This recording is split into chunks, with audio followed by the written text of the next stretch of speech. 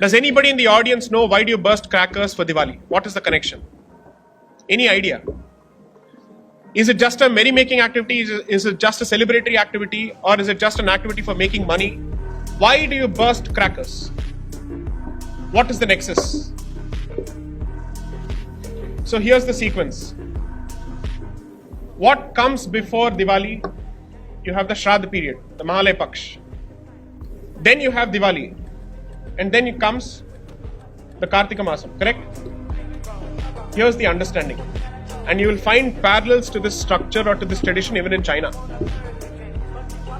So what are you doing during the Shraddha period or during the Mahalaya Paksh period? The understanding is that your ancestors have come and you're supposed to feed them. That is what effectively you do. They've come. Now they have to go back. They don't know the way. You light the sky for them to find their way back to heavens.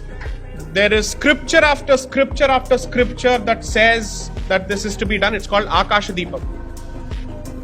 We had to cite all of the scripture before the Supreme Court because the Supreme Court in just 8 lines without discussing any evidence had taken a position that bursting of firecrackers during Diwali is a mere celebratory activity. It's a merry-making activity. It is not a ritual. I'm sorry, it is a ritual.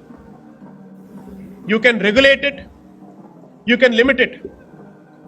When you burn sparklers, do you think there is a word for it in Sanskrit? Or do you think that sparklers did not exist when Sanskrit existed?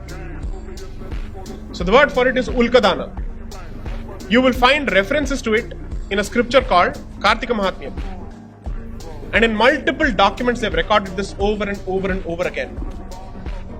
Britishers have written, Indians have written, our scriptures say so. But we don't know.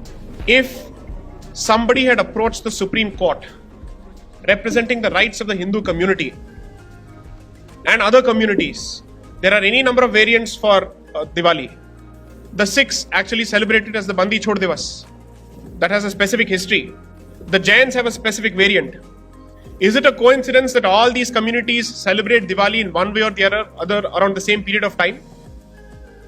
Surely it's not coincidence. There must be something common to all of this. So considering all of this, what does it tell you?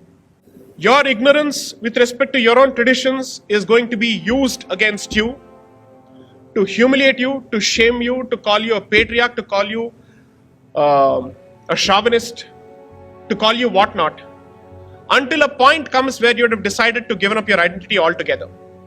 Whatever is happening around you is not a struggle for resources, but it is a struggle for identity.